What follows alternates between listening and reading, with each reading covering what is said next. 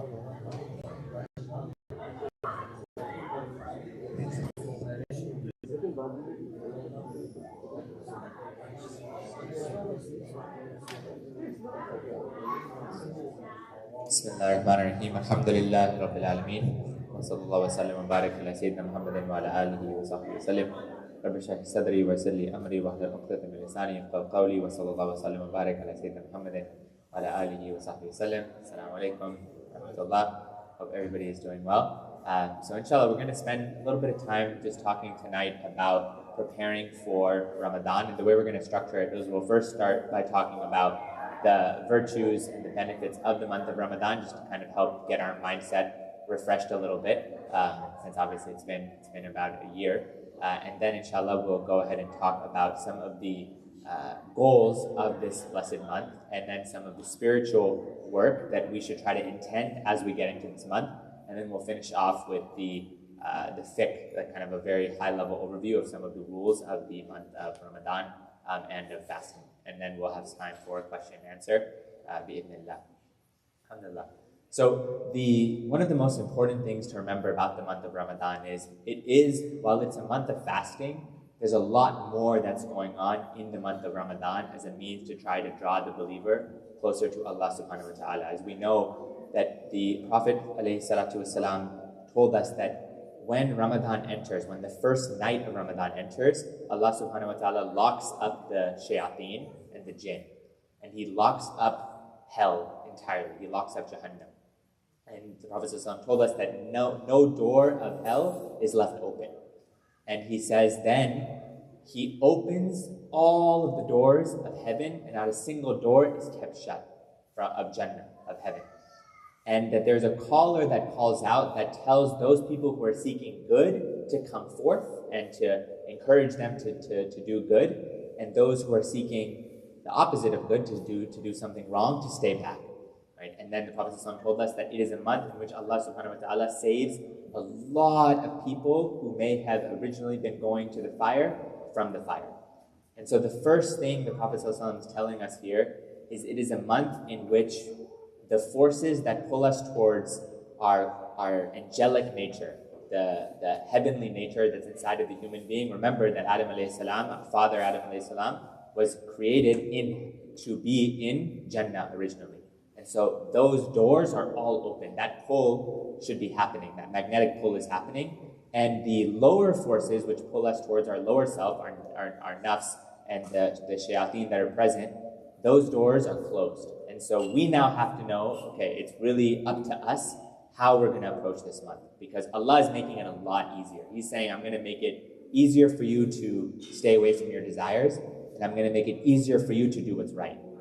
And then He leaves it to the human being to say, now the rest of the work is left up to us. Are we going to move towards our desires, or are we going to restrain our desires? Because fasting is a symbol, it's a metaphor for staying away from something halal, which means that we should also, outside of the month of Ramadan, everybody's heard this before, be able to stay away from something that is haram.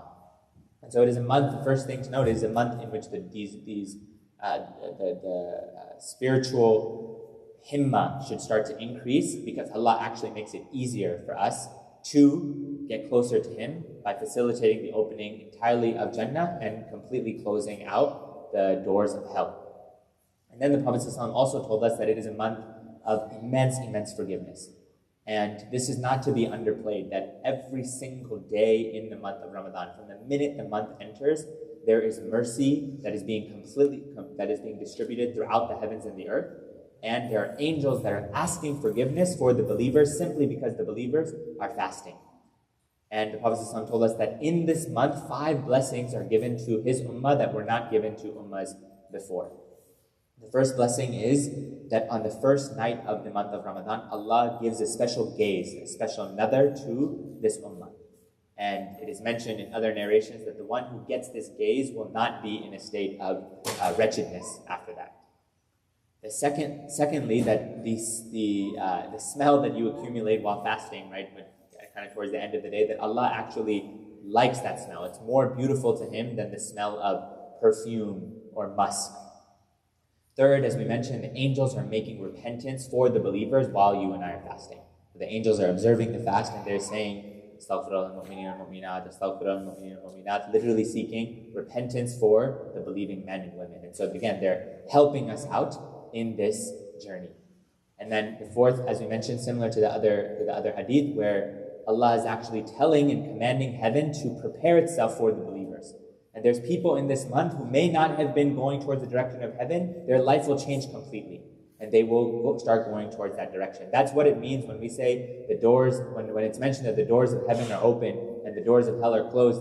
It's not like any single person here is going to heaven right now, or God forbid, going to Jahannam right now. We're in San Ramon. That's not possible, right?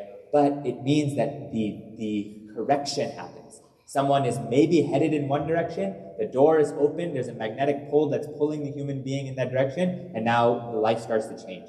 And there's many of people, their entire life completely changed in this month of Ramadan.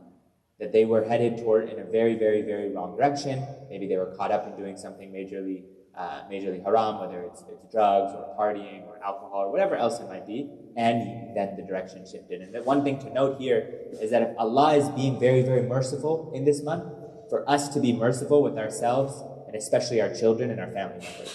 That this is not a month in which we should try to remind them of all the bad that somebody does. And it's like, oh, once Ramadan ends, you'll keep doing this bad thing. It's like, no. This is a month to try to encourage people to tap into the greater part of themselves, right? And this is what the Prophet ﷺ is encouraging us to do. And lastly, he mentioned the fifth thing that is given to the believers in the month is that on the final night, everybody is forgiven in their entirety. And they asked him, he says, is this Laylatul Qadr? Is this the night of power? And he said, no, this is different than the night of power. That has its own blessings. He said, this is a night that just like when a worker finishes their work, they receive their wage. This is the wage that, the wage that someone is getting, right? This idea of complete forgiveness. And so here we see that the month is a month of mercy, it's a month of forgiveness, and most importantly, it's a month of change. It's a month of us thinking through what's gotten into our hearts in the last year that we're not happy with, and where are we at spiritually compared to where we want to be, and what are we going to do practically to try to change, right? Everybody, when it comes to their school, their college, a master's program, or their career, most people have goals that they set. Like, I want to do this, I want to get to this level, I want to get this type of grade, I want to be promoted here, I want to make this much, whatever it is. And usually we work really, really hard to try to get to that, right? To try to achieve those goals. Ramadan is meant to be a spiritual boot camp. A spiritual boot camp for the believer to say, hold on, there's other goals that are much more important than the goals we usually focus on. And these are spiritual goals. This is Allah now saying, time to take a break, a little bit of a break, take a little bit of a step back from everything else and really focus on me, right? And this does not have to be like a lot of quantity. The most important thing in Ramadan is quality, especially in the time that we live in. People are really, really, really busy with so much going on. But it's a time of quality change, that we should find a few things inside of ourselves that we want to work on in this month, right? The advice that many of the scholars give is pick one trait that you and I have that we're not satisfied with, and work on that trait. Because if you can change one bad trait in the month of Ramadan, that trait that's transformed will stick with you, inshallah, for the rest of your life. It will pay off dividends for the rest of your life, right? And if you don't know you feel like you have no bad traits, you can just ask, our spouses, and I'm sure they'll have a list of the traits, and then we can pick which one to work on, right? Or our family, right? But we all know something or another that we have to work on. And we should know that the religion of the Prophet ﷺ, it is a religion of character. It is a religion of akhlaq. It's not a religion of just doing acts of worship and then being a rude person or being a jerk. That's not the point of this religion. That if the acts of worship are not transforming the soul, and we're not becoming better people, and we're not becoming kind and gentle and merciful and compassionate with our families and our children and our spouses and so on, we're doing something wrong. Right? And the month of Ramadan is supposed to be a month in which that mercy Allah is giving us that mercy so that we can also distribute the mercy. We're supposed to also become more compassionate, more expansive, more magnanimous, more generous in this blessed month of Ramadan. And so keeping that in mind, that it is a month of forgiveness and and a month of mercy and a month of change, and ideally a month where we pick specific things that we want to be doing, right? That we want to work on, inshallah. Then there's the famous ayah in the Quran that when Allah commands the believers to fast, right? That Ya ayyuhalladhina amanu kutiba alaykum as-siyam, that fasting has been prescribed for you, like it was prescribed for those who came before you, لَعَلَّكُمْ تَتَّقُونَ, in order that you might attain the state of taqwa, the state of being ever mindful of Allah and realizing that God is always with you, and is always watching, and is always listening, and is ever present. And that is, again, one of the deeper goals of fasting. When the believer is, or when somebody, for the sake of Allah, limits their food intake and their water intake, and their stomach is empty, that opens up a door to the spiritual realm that they did not have access to before. And it opens up a door to connection that was also not easily accessible before, but somebody has to be paying attention. And someone has to be paying attention. And what I mean by paying attention, that we have to be aware while we're fasting. The goal of fasting is not to make it to iftar time and then to eat 5 times as much as we would have eaten. That's not the goal. The goal of reducing hunger, as Imam al-Ghazali defines it, that you actually start to become more astute, more clear in thinking, and your spirituality becomes stronger. And the spiritual eye that's within every human being has something called basira, the inner eye. The inner eye becomes stronger through the act of fasting. And that inner eye is what connects you and me to the spiritual realm that exists. And the goal of fasting, and one of the goals of accessing the state of taqwa, is to start to feel access to that spiritual realm. It's not just to be hungry and then to be hungry, tired, and cranky. That's definitely not the goal of the month, right? When somebody is in this state of hunger, that access becomes more accessible. And then there's people who, well outside the month of Ramadan, they try to keep their stomach light in order to keep this access very, very present. And this is the sunnah of the Prophet ﷺ, that it was not common for the Prophet ﷺ or for the Sahaba to be eating often. Right? Very few meals, one to two meals a day. Most of the Prophets would eat like 1 meal a day, and then the companions would have 2 meals a day, according to what's most of the scholars say. Because it was a goal to keep things light. It wasn't supposed to be all about consumption. The idea is you keep like a little bit of food in order to keep your back straight. If you must, 1/3 food, 1/3 water, and 1/3 room in there for air and for breathing and so on. And so the fasting is supposed to bring us back towards that, because it's not part of the nature of the human being to always be eating.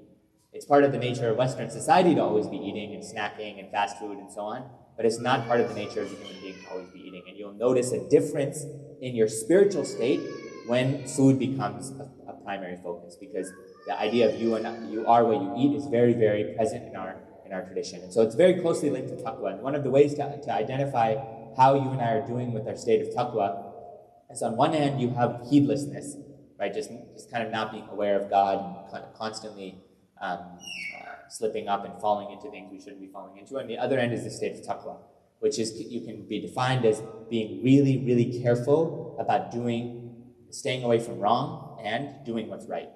Right? So when this pandemic first started, I mean, now people are careful, but when the pandemic first started, you literally had like everybody was super careful with distancing and with wearing masks and with washing hands and with being and hand sanitizer and staying away from anybody who might have been exposed, or staying away from anybody who might have had any symptoms.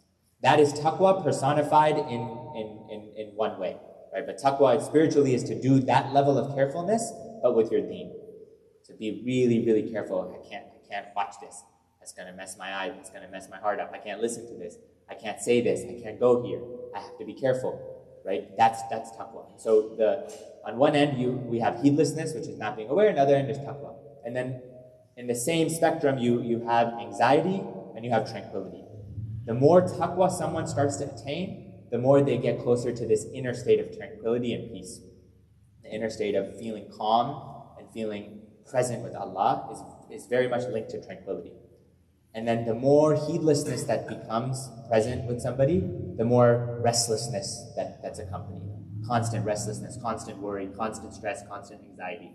So you won't see the people of Allah. Allah says in the Quran, "Innal awliya Allah la khawfun alayhim wa la hum yahzanun." That the awliya of Allah, the saints, the close friends of Allah, they are not ever worried, nor do they have fear. They're not in this state of worry, trepidation. They have problems. Things come up, they have difficulties, but the worry doesn't go deep down inside, right? Because they're trusting that Allah is going to take care of it. It's a sign of progression spiritually when tranquility becomes the dominant state when things start to happen in our life. And it's a sign of not progressing when we're constantly in a state of worry, constantly in a state of worry, constantly in a state of worry. One of the goals of Ramadan is to bring the human being back to this reality, because when we go for an entire month without eating, and we go for an entire month without drinking, and we go for an entire month while trying to ideally pray extra, we're exposing ourselves to all of this spiritual light, and that ideally results in a state of tranquility, results in a state of calmness and tranquility. And so in this month of Ramadan, as we start to enter, one of the first things that we can do is make significant intentions. For the Prophet ﷺ told us that actions are by their intention. Right? So just you and I first intending, now the action, inshallah, we already get the reward for the action just by making an intention. And then it's also been stated by one of the great Imams that when you make an intention, Allah opens 70 doors of divine facilitation, of tawfiq, to be able to achieve that intention. So the first thing is just intending. What do we mean by intending? Just literally, you can think it, you can write it down, you can articulate it, you can discuss it with somebody, but saying, I wish to do this, this, and this in this month of Ramadan. And so the first intention we should make, of course, is to fast the entire month and to do it out of servitude to Allah and out of love of Allah and to obey Allah. And then from there, we now start making our specific intentions. That we want to try to fast in accordance with the sunnah of the Prophet ﷺ. That we want to try and work on our bad habits. That we want to try and increase in nearness to Allah. That we want to try and develop good habits, spiritual habits as well, that will allow us, that we can continue after the month of Ramadan is over. And so on, right? We intend to recite Quran, and we intend to stand longer in prayer, and so on. But the main thing to focus on is whatever things we are struggling with spiritually, to use Ramadan as a time to work on those things. Everybody has their own challenges. Everybody knows their own sins that we're struggling with, problems we have, the attachments that we have, the desires that we're falling prey to. And Ramadan is a month where Allah is making it easy to work on that. Right? And there's not like one answer that's kind of present for everybody. And so that's where the path of change, right, starts there. And then from there, we keep in mind, okay, how am I doing on this path of heedlessness and going to taqwa, right? Like, am I present or am I not present? And the more present we begin to be with Allah, the more we realize Allah is with us, the more we start to articulate in our daily actions, we start to remember Allah, right? This can be done by reciting a lot of the sunnah du'as the Prophet ﷺ would recite when waking up, when leaving, putting on your clothing, when using the restroom, when making wudu, and so on, because the Prophet ﷺ was always present. He was always present. He was teaching us that when you do dhikr with everything, you are present. And when you are present, Allah is present, and shaitan will be absent. But when you become absent, shaitan becomes present. And now the shayateen are trying to get with that and trying to mess with us and trying to whisper things and trying to really make us move in the wrong direction. And so that's why presence is so important. And dhikr literally means remembrance. And what are you trying to? You only remember when you've forgotten something. Right? And one of the meanings of insan is the one who forgets. And so the human being, insan, is the one who's forgotten. Allah gives us dhikr to remember. Remember who? Remember Him. And so Ramadan then is this month of a lot of remembrance, of a lot of dhikr, because you're fasting and that's dhikr, then you're praying and that's dhikr, and then making dua and that's dhikr, and then serving the family and that's dhikr, and so on. There's so much dhikr going on. And ideally, by the end, you are now in a state of, yes, we remember that we need to be with Allah, and we need to be present with Allah, and we need to be mindful from the time that we start our day to the time that we end our day that Allah is watching. And should I do something that would displease Him? And maybe before Ramadan, yeah, sure, whatever. That wasn't a thought that occurred into our head. But after Ramadan or during Ramadan, we're like, no, I can't. I'm fasting. I probably shouldn't do that. And then ideally after Ramadan, it's like, no, of course I can't do that because I worked on it. I've gotten over that, right? And another way to evaluate is, ideally we should know that we are kind of progressing upward, on an upward trajectory with our spirituality. So we should look back at how am I doing to where I was 2 or 3 years ago. And if it's literally the same, and that can be measured by 2 or 3 things. How much character someone has, like how strong good traits someone has and how many bad traits someone has, and kind of how strong someone's character is, and then it can be measured by overall acts of worship and acts of obedience. Those are two kind of easy ways to measure. And if it's like same or less than it used to be, we gotta work on it, right? Because nobody would be satisfied in most other stages of life, in investments and school and so on, of just being same or like trending down. Nobody's satisfied with that. So spiritually, this is the time to recalibrate. Hold on a second. Where am I at? Right? And where am I relative to where I want to be? Because there's really not that much time left, and Ramadan reminds us of that. It starts, and then it's like, oh man, it's going to be a long month. I had 29, 30 days, and I'm like, oh, I don't know if I could do this. And you start it, you're going, and next thing you know, first 10 days are done, and you're like, oh man, the middle 10 days is going to be a lot more. And then next thing you know, it's the last 10 nights, and it's like, maybe we didn't even get through some of the goals that we had, or maybe we did, alhamdulillah. But it moves quickly, and it's supposed to be a metaphor for life, that it's supposed to go by really, really fast, and without us sometimes even having a chance to realize what's going on, except the one who's present. The one who's present they'll know, okay, in every moment, alhamdulillah, Allah is with me, Allah is watching me, and now I'm trying to make sure that I live my life in a way that Allah will be pleased. So with that, we'll go ahead and then get into the next section. I guess I'll pause there if anybody has any questions thus far.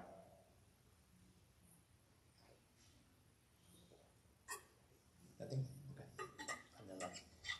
So there's 3 levels of fasting that the scholars lay out, the ulama lay out, specifically Imam Ghazali.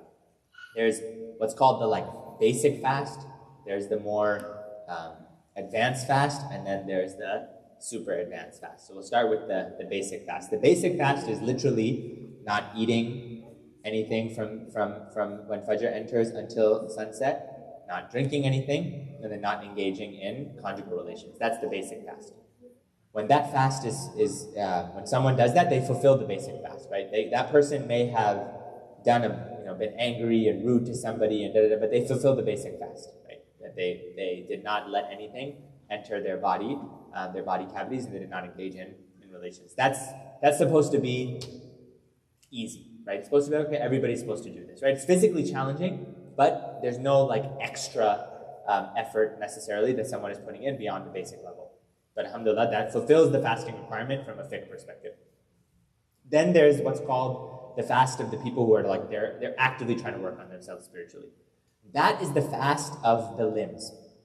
The fast of the limbs, meaning that person is fasting, of course, with from food and from water and from, of course, engaging in relations during the day. But they are also now keeping the fast of the eye, the fast of the ears, and the fast of the tongue at minimum, and then we'll talk about the other limbs. What are these fasts? So the fast of the eye is the fast of staying away from looking at anything haram. So if someone sees an inappropriate image, lowering their gaze. If someone sees a lot of violence that's happening, because that's also not permissible to look at, they lower their gaze, right? If somebody is seeing something going on that is wrong, they help out, right? That would be, now the eye is in the state of fasting. The fasting of the ear, similarly, is if somebody hears something that would be haram, that they turn it off, or they try to move from it, right? So most music these days, especially the vulgar music, right, that would not be advised to listen to generally, but especially in the month of Ramadan, because everything you and I hear, everything you and I see, it makes an exact perception on the heart spiritually. And this is actually one of the main problems in our time, that a lot of people are struggling severely with depression and with anxiety, because society as a whole has forgotten that everything we heard and saw growing up makes a spiritual impact. And when the heart becomes impure, the first things to kick in are severe amounts of worry, angst, depression, anxiety. I'm not saying that's the only reason, of course, but those are some of the main reasons that it happens, right? And so anything that we see, any haram image that we see, it makes an imprint on the heart. Any haram image that we listen to, it makes an imprint on the heart. And it literally, Imam Ghazali says, it's like a drawing that's embedded. And now you have to find ways to erase it, right? So like the vulgar music that's misogynistic, that's encouraging violence and all these other things, the heart has taken that trait on. It's like took that dress on. The haram images someone is looking at, that takes it on, right? and so on. And so that fasting of the eye, that's what we mentioned, the fasting of the ear, and then the ear would also apply to listening to, if someone's gossiping, someone starts backbiting, we want to leave, right? Because the ear, it's impermissible to let that stuff get inside of your ear. It's like toxins. You don't want that in your body, right? And you don't want that spiritually affecting you. And then the tongue, and the tongue would be, let's say, actually backbiting ourselves, right? So backbiting and gossiping, those would be considered, they're haram anytime, but in Ramadan we want to be especially careful. That's considered the level of fasting of the tongue. And then it would be to curse, right? To say impermissible language, to lie, all of these types of things, right? And then there's an even higher level within each of these. That some people, they're at the point where they're like, okay, I'm not doing the haram with my tongue, with my eye, or with my tongue, or with my ear, and I'm also going to make sure I'm not wasting any time with it, because it's a month that I want to fast from anything that is not a good use of time. I'm trying to fast from it. So there are people who go to this degree. They're like, okay, well, I'm not going to just let myself watch TV because there's no benefit to it. So I'm going to try to make sure to use that extra time to do what? To recite Quran, or to be with my family, and to just be present, or to do some dhikr, or to make dua. Because I don't want that getting in my eye. I'm trying to keep the fast of the eye, right? And then I'm not going to just try to let myself listen to vain talk that's empty, just not really beneficial. I'm going to try to stay away from it, right? Doesn't mean if someone starts coming up and talking to you about something, I can't listen to it. No. I mean, you just generally, you don't try to engage in those types of conversations. That would be a higher degree, right? But that has to be done, with in an intelligent and wise way, not done in a way that would, of course, turn someone else off. And so that same thing then applies to the limbs, to the other limbs, to the hand and to the feet. What's mentioned with the hands, anything, not touching anything that would be impermissible, or not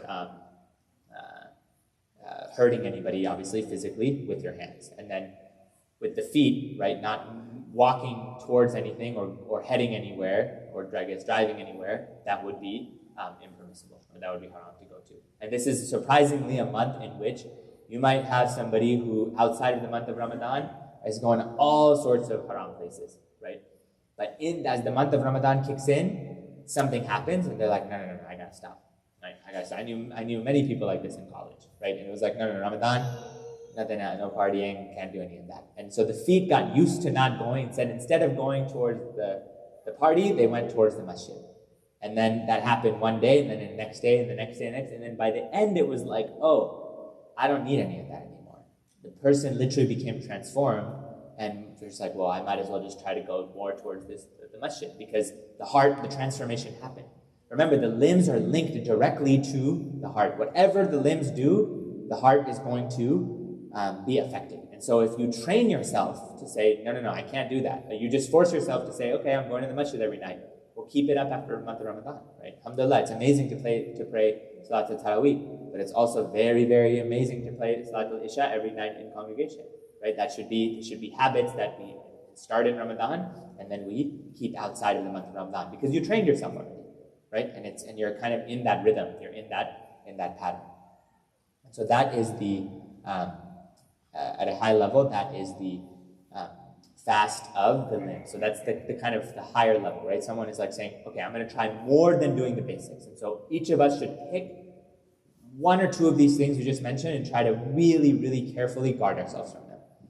Now, for the people who are doing this fast, for them, it's like if they fall into this, they treat it as though, I'm losing a lot of reward in my fast. Your fast, by the law point of view, is not broken, right? It's like if you get in an argument, your fast isn't broken by the law, but the reward is significantly reduced, right? If someone doesn't lower their gaze and looks at something impermissible, doesn't mean the fast is gone, but the reward is significantly reduced. So these people, they're like, okay, I'm going to really try to maintain the highest level of reward with my fast by being super, super careful about what I say, about not letting my anger come out, about what I look at, about what I listen to, about where I go, and so on. And through that, character development happens, and someone starts to become a better human being. And again, one of the goals of this month is to try and change. And when you start to become a better human being, your taqwa increases. When your taqwa increases, you become a better human being. It's this really, really amazing opportunity to try and improve. And Alhamdulillah, honestly, if Allah didn't make this mandatory for us, really, who would ever do this, right? Who would just be like, oh, I'm just going to not eat for 30 days straight, and I'm just going to pray a lot. And most people would just be like, yeah, maybe for like a weekend. But it wouldn't be like a concentrated thing. Alhamdulillah that Allah knew that, you know what, most of us are going to be so caught up and so busy with work and family and school and that we just, he's like, no, you need to just take a little bit, keep doing those things, but try and now focus in this month, do some extra in this direction, because it's going to benefit you. Right? We have to remember, fasting doesn't benefit God at all. There's no benefit to Allah, any worship that you and I do. It's not for Him. Like, it's not to benefit Him, rather. It's so that we can show Allah, you know what? You know what's good for me, and He knows this is good for us, and it's to show Him that out of our love for you and because we want to obey you, we're doing this. Right? And it only benefits us at the end of the day. Again, it has no benefit to Allah. And then there is the fasting of the elite. The elite in this case are people who like their real spirituality, that's their whole game. Right? They're like really, really into it. And that is for them the fasting of they're trying to maintain a state where you go from food control to controlling your limbs to controlling your thoughts. Those are the kind of levels. And so these people now, they're at the point of their thoughts are being controlled. So they're like, they try not to let themselves have thoughts outside of thoughts about Allah. They only want to have thoughts about Allah. That their fasting for them is, they're like, any thought that comes in that's a worldly thought or that's a distracting thought, they're like, now my fasting reward, right? For them, and this is not, again, according to this is just for their own selves, you could say, right? That they're like, now I'm reducing my reward in my fast. And so this is called the fasting of the elite. This would be the fast of the greatest people of this ummah. That they're really, really present in the month of Ramadan. Now, for most of us, obviously, that's, we're not going to be able to do that. But what we can do that for maybe 10 minutes, right? We can do that for 20 minutes or for a few hours, right? We should try to take a portion of each of these and implement them. That there should be portions of time, at least one of the last 10 nights in the month of Ramadan for 1 hour, where we really try not to think about anything other than Allah. And it's actually really hard to do. Someone could be reading Quran, and then this thought comes in about work, and then this thought comes in about our families, and then this thought comes in, what am I going to eat for breakfast tomorrow? And all these different thoughts come in. And next thing you know, we were doing dhikr, but we can't control the thoughts. But there are people who this month becomes a month of really, really being so present that the thoughts now begin to become much more controlled. And that's a state that we should try to aspire to. It's not easy, of course, but it's a state that we should try to aspire to even for a little bit of time. Okay, so we're gonna touch a little bit kind of on some of the practical things that we can start to do now to achieve what we just discussed. But I'll pause there for any questions that anyone might have. And if there's a question on the sister side, I won't be able to see, so someone will need to just flag that. Any questions yet? Okay, so then one of the main things that will help with what we just mentioned, like trying to go from these levels, is to limit how many things are going to distract us in this month. And so one piece of advice that scholars recommend, that I have for myself and for all of us, inshallah, is to really try to make this Ramadan a time where we also fast from media. To try to have at least a portion of this month where we fast from media. Because the majority of the month, we're on our phones, watching Netflix, watching movies, on Facebook, on Instagram, on TikTok, on Snapchat, on Discord, on all the different applications, all the different apps, right? And we're on playing video games online. Something is constantly entering. Now, when you and I constantly have something entering us, right? It becomes very, very difficult for us.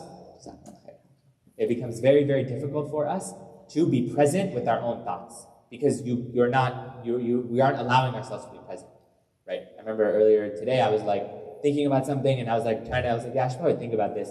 And then I was like, oh, let me just read the news. Let me just see what's going on. And then I was like, wait, no, but I need to think about this thing. I should not read it. It was like literally I didn't even let myself have some time to think because I just wanted to go and whatever, read the most recent news that's going on, right? Or check my email, whatever it is. We have so many notifications, so many things that we are constantly being impacted by. And I think most of us don't realize we're being impacted, And so it's very difficult to be spiritually present and to gain spiritually when there's so many distractions.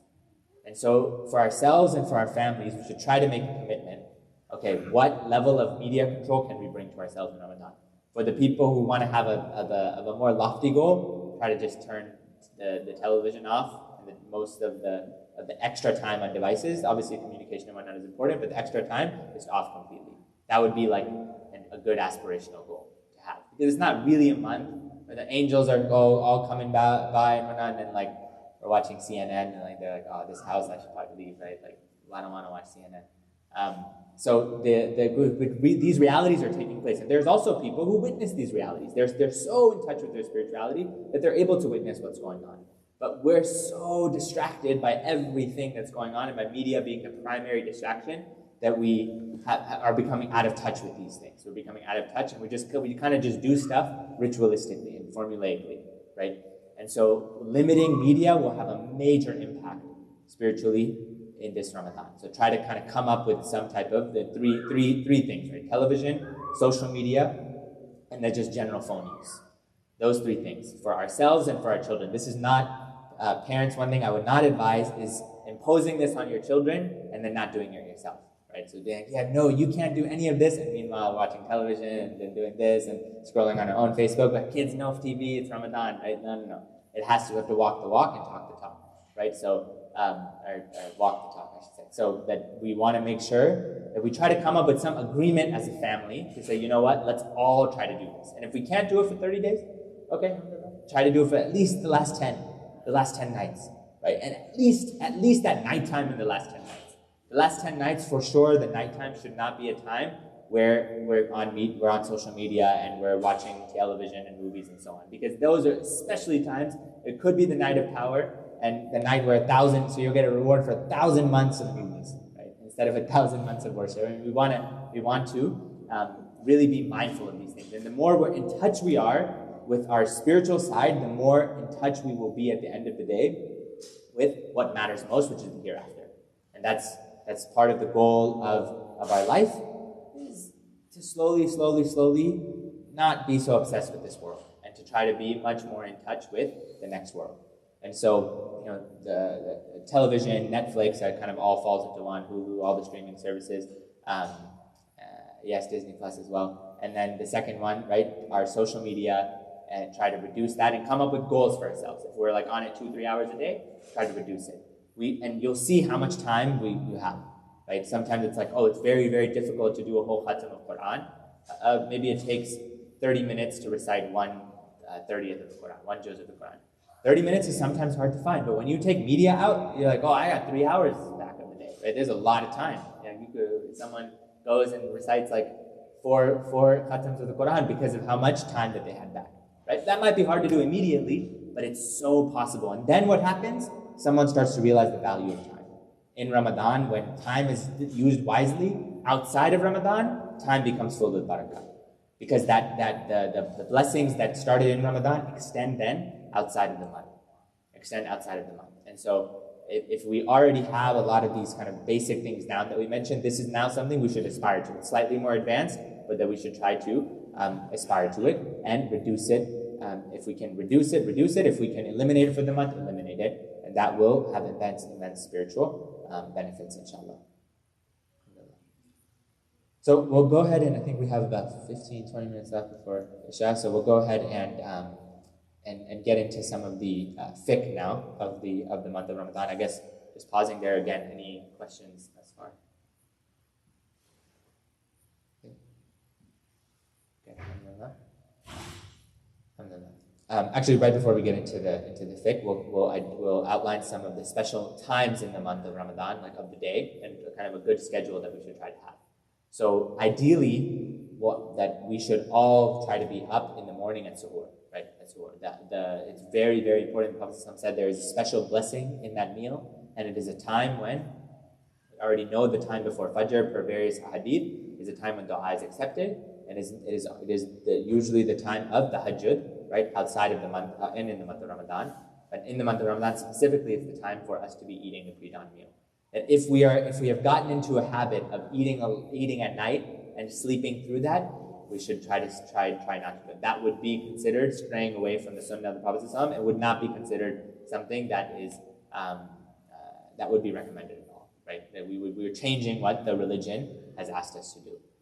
So what we should try to make sure we're present at that time. And then on certain days, try and pray Fajr in congregation, right? And then try to stay awake until Ishraq. Ishraq is the time when sun rises, so about like 7:10 these days. And to try to pray 2 rak'ahs after Ishraq, or about 10-20 minutes after Ishraq, of what's called Salatul Duha. And that the person who prays Fajr in congregation and does dhikr between the time of Fajr and the time of sunrise, and then prays these 2 rak'ah, they get the reward of a complete Hajj and Umrah. A complete Hajj and Umrah. The Prophet ﷺ told us in Ramadan, acts are multiplied 10 times, up to 70 times, up to more than that. And so there's people who are literally getting the reward of 10 to 70 Hajjs and Umrahs every morning, because they're doing this every single day in the month of Ramadan. These are the extra shortcuts. It's pretty hard sometimes with work to do this, so at least on the weekends, right? At least on the weekends to try and do these extra boosts, right? And then we should also make sure that, and obviously in addition to taking advantage of the time throughout the day, that at least the 5 to 15 minutes before Maghrib comes in, before Iftar, that we are present and making dua. Do not let Iftar come in, and again, that the TV is on, or that we're just talking and hanging out, and then next thing you know, the sunset. This is a time to be present. This is a time when dua is accepted. This is a time to be asking Allah. It's like if you've been knocking on the door, and the door opens and you just run away. Yeah, I'm done. Right? Now the door is open to ask. So we should ask at this time, and at least be present for a few minutes before. So I would advise that everybody try to gather as a family at the table, and before breaking the fast, to try and do a collective dua. And if that's not possible, to at least do it kind of on our own. But presence at this time is really, really important. If at least these 2 times of the day we can be present, and then of course prioritizing our prayers throughout the rest of the day, inshallah we will be good at taking advantage of the day. And then it comes to the taking advantage of the night, of which the praying Isha in congregation is essential in this month, especially for men. Essential in this month to pray Isha in congregation. It is an emphasized sunnah of the Prophet ﷺ throughout the year to pray Isha in congregation. It's more important to pray Isha in congregation than to pray Taraweeh at all. Right? Isha in congregation, so to come to Taraweeh and you were late and then we quickly rushed through Isha so we can get to Taraweeh, that would be inverted, right? Isha is the more important prayer to pray in congregation. And if someone cannot stay for the rest of Taraweeh, okay, but try to catch at least Isha and maybe another few rakahs, and then head back, and then try to also do so with praying Fajr in congregation. And if someone cannot do this, in the masjid, to do so at home, but congregation at home with our families, inshallah. So we'll briefly cover then the fiqh of the month of Ramadan. So the first thing is when to stop eating, right? So suhoor, the morning time, the morning meal. Ideally, a few minutes before Fajr comes in, we stop eating. I would not recommend drinking water and getting the last sip in, and then Fajr has entered. That's really, really, really risky. At that point, if it's entered, the fast is invalid, and you don't want to take risks with your fast, right? And we don't want to like fasting is not done on Muslim standard or Desi standard time. It's done on the time that Allah has prescribed it to be done on, right? So that at 5 to 6 minutes before, just stop eating. And if that's not possible, someone just woke up, okay, 2 to 3 minutes before, but definitely once it's 1 or 2 minutes before, all the food, water should be put away, and someone should be preparing themselves, or cleaning up or whatever, preparing themselves for Fajr. But ideally, to try and make sure to do that, right? And then for Iftar, this is done, alhamdulillah, that this masjid does this, but not all masajid do this. Iftar comes in 3 to 5 minutes after the sunset time that you see on your iPhones, okay? Iftar is not the time that you see on your iPhones. If you go and you drive, let's say you're on the 80 near the water by Berkeley, and you're driving and your phone says it's sunset, so it's Maghrib, 7:25 today, you literally see the sun hasn't gone down. The sun is like this much in the air still, because they're doing it based on astronomical sunset. It's not Maghrib time at that point. So do not break your fast at that time. Add 3 to 5 minutes, at least 3 minutes. And I think, again, the calendars that the masjid gives here, that's already done. But if you're relying on the phones, just be super, super careful of this. Because, again, these are basic things. You want the sun to have gone down completely below the horizon, right? The sun has gone down below the horizon, and at that point, 3 minutes after what your phone says, you should be clear. Inshallah. Then, and again, I already mentioned at this point, this is the time to be making dua. But you don't also delay for like 20 minutes, right? You don't just think, oh, I gotta be super in. Once you know, okay, 3 to 5 minutes pass, Bismillah, open the fast. And then, so then we'll get to what invalidates the fast. So there's two types of invalidation of the fast. The first is invalidation that requires what's called kafara. This is a type of invalidation which kafara means 60 days of continuous fasting to expiate, to just basically saying sorry to God, right, for making that big mistake. These are three things. The first is eating something on purpose. Just like someone's fasting and they're like, oh, I'm thirsty, drink water, right? or eat like, oh, they drive by some, they smell the French fries and like, I'm gonna go get some French fries. That requires you have to make up the fast and you have to do 60 days of expiation, right? And that's preferred to 60 days, and then if someone cannot do that, to feed 60 people. Second is if someone engages in relationships on purpose, right? That someone, and this has to be that kind of the full, there's the full relationship. There's children in the room, so everybody generally knows what I'm talking about here. And then the third is if somebody, again, intentionally also, like, let's say it's raining and someone's like, oh, I'm so thirsty, and they're just like trying to catch the rainwater, like anything done intentionally. It's not like only, done with a meal, like anything done intentionally. Anything entering you intentionally, right? And this can be really, really careful about little things that could enter the body, any body cavity intentionally, because that will require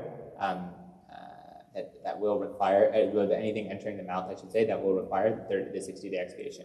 Then there is what's called a fast that you have to make it up, but you don't require the 60 days, right? So there's the 60 days. That would be that if somebody bites their nails and they get a little bit of something, like dirt in them, and that the fast is broken. Something has entered the cavity at that point. But it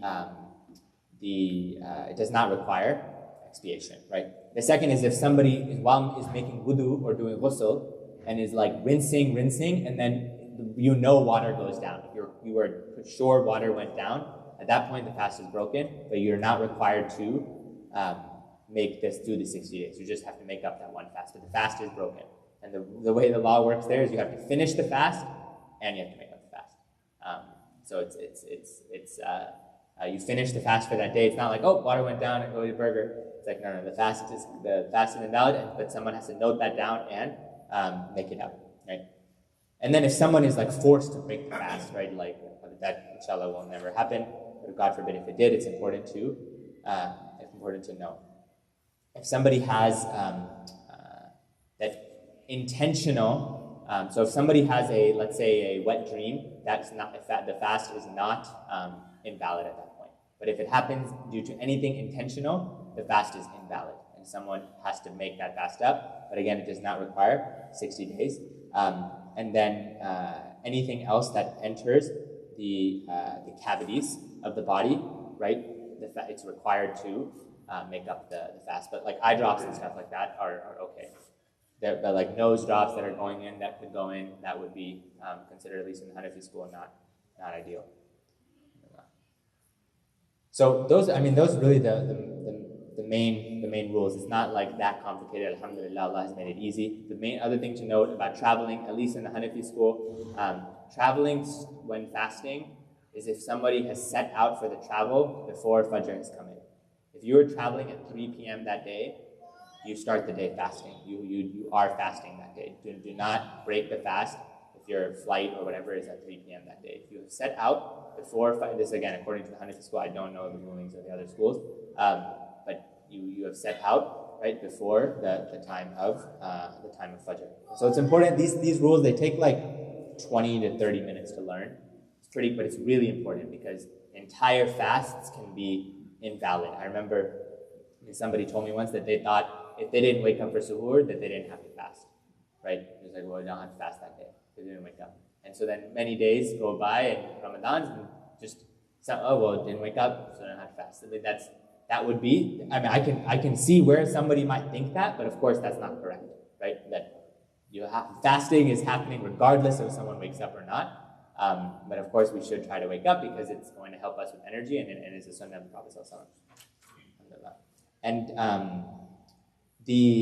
there's again like difference of opinion on things like brushing teeth and toothpaste and so on. The main thing is like try to just if you're trying to be careful, just brush your teeth before Suhoor comes in, before Fajr comes in with your with toothpaste and so on, just so you're extra careful nothing goes in, and then brush it again after Iftar. But the main thing is just try to be scrupulous, try to be careful. You don't want to put your fast at risk, right? You don't want to put your fast at risk. And then another thing to avoid is if someone does not usually eat like zabiha meat. In Ramadan, do not break your fast with non-zabiha meat. That would also be considered, you've gotten all these spiritual benefits from staying away from food, right? So make sure that the food that you eat is slaughtered according to the rights of Islamic law. Of course, every time, but if someone is not doing that, definitely in the month of Ramadan. And lastly, with regards to Taraweeh, and sorry, we're just kind of touching on a few random points here because we're coming up on time. With regards to Taraweeh, of course, is very, very important. In the time that we live in, if someone has a lot of makeup prayers to do, I mean that, we just haven't prayed, or if we have like a ton of certain prayers we miss, like we just always miss Fajr, or we always miss Maghrib, or whatever it is, in the Maliki school, the Hanbali school, and the Shafi school, it's preferred to make up your prayers versus doing Taraweeh. That it is more preferred to make up your prayers. And so just keep that in mind, that in Hanafi school, they say do both. Like you have to do Taraweeh and make up prayer.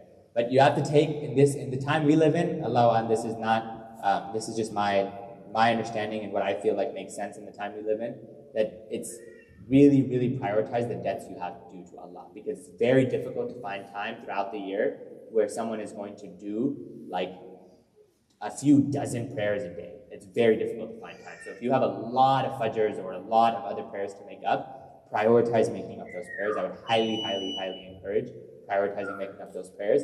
And then if someone, of course, mashallah, already has all their prayers made up and they're in that, then of course to pray Taraweeh. But Taraweeh is also, it is an emphasized sunnah. And so what that means is it shouldn't be left without unless someone has an excuse, right? And that doesn't mean Taraweeh in the masjid. You can do 20 rak'ah at home, but just pray extra in this month. That's really, really important to keep in mind, to try and pray extra in this month. So alhamdulillah, it's a very, very important month. It's a month of worship. It's a month of mercy. It's a month of forgiveness. It's a month of dua being accepted. It is a month of change. It is a month of immense, immense blessings. And so we should try to just make strong intentions to try to work on ourselves in this month, and try and make strong intentions to try and transform, inshallah, in this month. And add any little bit of good that we can to our lives, but that we will consistently do, hopefully, after the month of Ramadan. And to try to do some light review again on the rules and the things that it is that we need to do. And inshallah, Allah will make the month full of blessings and barakah for us. Alhamdulillah, wa sallallahu wa sallam wa barak ala Sayyidina Muhammadin wa ala alihi wa sahbihi sallam. If anybody has questions, we'll just do a few minutes of questions. Yes? So I'm 7 years old. So how do I fast? MashaAllah, you're 7 years old. So you don't have to fast. But if you want to and you want to practice, you can do a fast for like half the day, and then you can eat lunch, and then fast again for the other half of the day. Yeah, but when you're 7 years old, there's no need to fast, especially when these days are long, because Islam makes things easy for people. So you don't want to fast when it's going to be difficult for you. You're growing, you need nutrients right now. So I would not recommend doing the full day fast, but you can do half day, have lunch, and then do the next if you want. Yeah, but you should pray because you're 7. MashaAllah. MashaAllah. Allah bless you. Any other questions?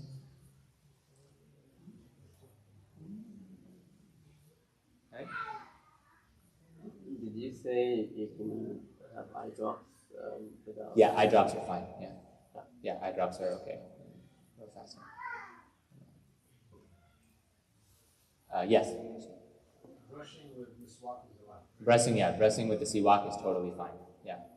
Brushing with the miswak, the toothstick, the sunnah toothstick is totally fine. Yeah. As much as someone wants. Anything else? Okay, if anybody has anything that they didn't get a chance to ask, we can ask afterwards. We'll just do a quick dua and then we'll call the adhan. Bismillahirrahmanirrahim. Alhamdulillahi Rabbil Alameen. Allahumma salli wa sallim wa barik ala Sayyidina Muhammadin wa ala alihi wa sahbihi wa sallam. اللهم افتح علينا فتوح العارفين وفقنا توفيق الصالحين يا ارحم الراحمين لا اله الا انت سبحانك اني كنت من الظالمين. يا الله يا رحمن يا رحيم يا كريم يا غفار يا فتاح يا الله يا لطيف يا Allah, we ask Ya Allah that you Ya Allah accept us, Ya Allah, that you forgive us and that you pardon us, Ya Rabbil Alameen, Ya Allah, that you make this month of Ramadan immensely blessed for us and for our families and for the Ummah of the Prophet ﷺ, and you make this month a month of change and a month of us drawing near to you and a month of us detaching from this dunya and a month of us detaching from our desires and that we attach to you and only you, Ya Rabbil Alameen, Ya Allah, make this a month in which that we pray abundantly and that we make abundant dua and that we recite abundant Quran, Ya Rabbil Alameen, and make it easy for us, Ya Allah.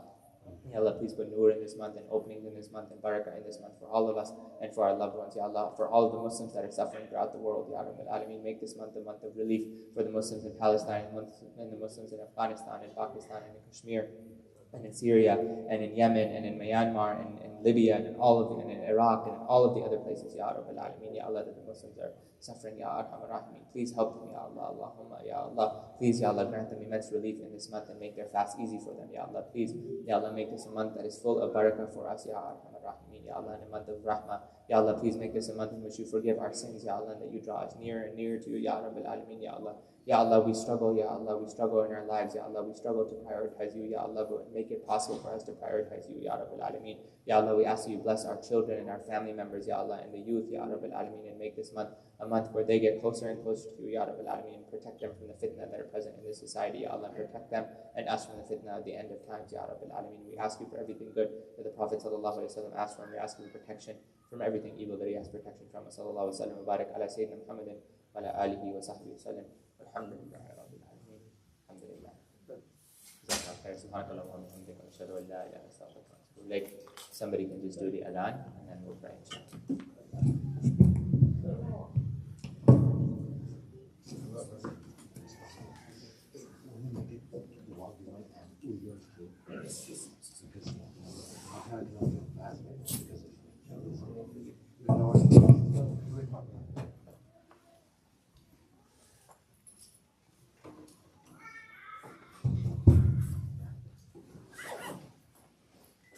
الله أكبر الله أكبر الله أكبر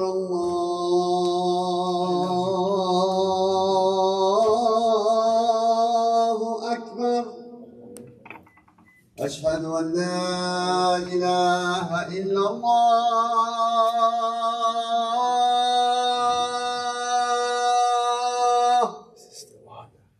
أشهد أن لا إله إلا الله